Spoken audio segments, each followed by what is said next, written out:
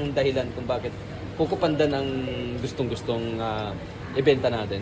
Doon kasi sa pisto ko, yung hinahanap talaga kukupandan, parang hindi sila makamove on pag hindi sila makabili ng kukupandan. Alam mo, meron akong analysis dyan kung bakit yung kukupandan ay talagang hinahanap ng mga tao. Ligayuma. Hindi. So, what's up mga ka-tenants? Nandito nga pala kami ngayon sa rice mill dito sa Kukupandan. Alam nyo ba kung anong oras pa lang? Is mag-9 pa lang ng gabi. Pero nandito na kami nakapila. So, ano bang ibig sabihin nyo mga ludi? Dahil nga po, ay matyaga tayo. Siyempre, kung may tiyaga, may makukuha.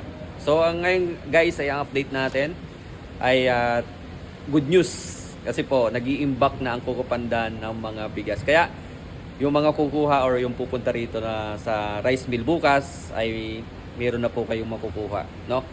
Hindi ko lang po alam kung talagang dagsa ang mga kukuha, pero sure po na nandito na kami, sigurado may makukuha po kami kasi nga po mga lodi ay unang-una pa kami dito.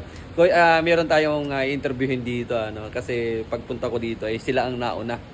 So ganitong oras ay sila nang nauna, di ba? So ayan guys, ito? Foreman Palaboy. Ayan si Foreman Palaboy. So suportahan natin guys si Foreman Palaboy.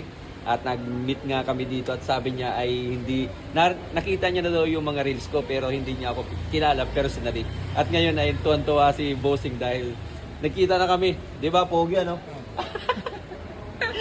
Ayan, si Norman Palaboy, meron ka ng 1.6 followers, no? So guys, suportahan natin si Sir, isang negosyante rin.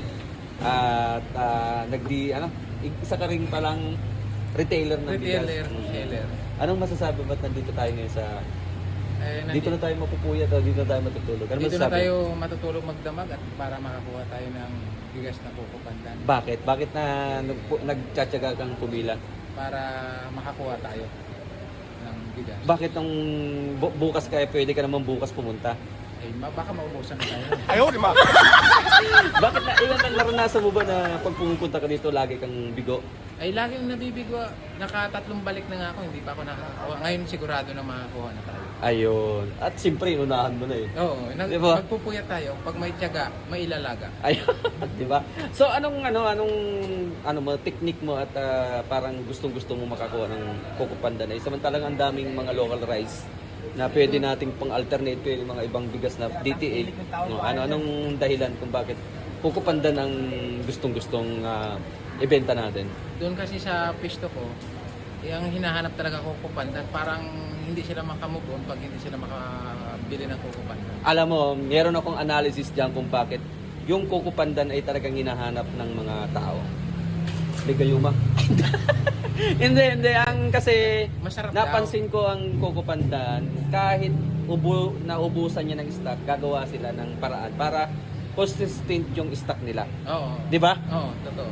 Kahit na siyempre magre-refill yan para meron ding mai-supply sa mga tao, sa mga buyer. Ganon din dapat sa isang negosyo. Oh. Kailangan maging consistent ka. Gagawa ka ng paraan para yung mga customer mo, yung mga sumusuporta sa iyo, yung mga naghahanap sa iyo ng mga bigas, ay masusuplayan mo sila, di ba? Oh. At kung halimbawa, kung ikaw ay isang negosyante at on off yung pagbukas mo ng tindahan mo, o meron kang stock ngayon, bukas ay wala. Kukuha ka ngayon tapos bukas ay wala kang stock. Iiwanan ka ng customer, di ba? So kaya nga yung Kukupandan, logic mga nagtatenas, di ba? Ito ay isa sa mga negosyo tips na ibabahagi namin sa inyo. Kung gusto niyo talagang umunlad sa buhay or may gusto niyo umangat, ay maging consistent tayo. Ngayon guys, etong ginagawa ko, ako consistent ako. So wala akong stock na Kukupandan, pero meron pa rin ako doon. Siyempre aagapan na natin na magkaroon tayo para yung mga customer natin ay hindi rin mawalan. 'Di ba? Yung ating ginagawa is parang para sa pamilya at sa bayan, 'di ba? Kuya, no? Siyempre nagbebenta tayo ng bigas at siyempre naman kailangan natin yung masupplyan din yung ating mga kababayan na umaasa rin sa ating alam nila na ganito yung bukas natin. Siyempre, malalaman ng mga customer natin, ganito yung oras. Parang mayroon kang oras or may time na ganun yung bukas mo. Ganun din sa ating pagnegosyo. Di ba, kuya? Oh, Tama? Oh, tama. Tama as right. Tama yun. Right. So ayan guys, supportahan natin si Kuya. Medyo nasayang na namin ang inyong oras sa aming panonood, sa inyong panonood dito sa aming interview dito kay Kuya. Taga saan ka nga Kuya? Caloocan. Caloocan. Ako taga Taguig pa. So nag-meet up tayo dito. Yan ang kagandahan sa isang vlogger. So hindi man tayo kilala sa personally pag nagkita. Parang as ina.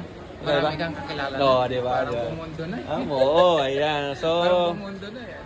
So by the way, ako nga pala si Tenos Ray Rice. Mahirap hanaping madaling lapitan sa mga hindi pa nakakilala sa aking profile page. Baka naman naglalambing sa inyo mga ka-tenants. At syempre, ipalo natin si Norman Foreman Palaboy ng Caloocan. So hanapin nyo at ilalagay ko sa page.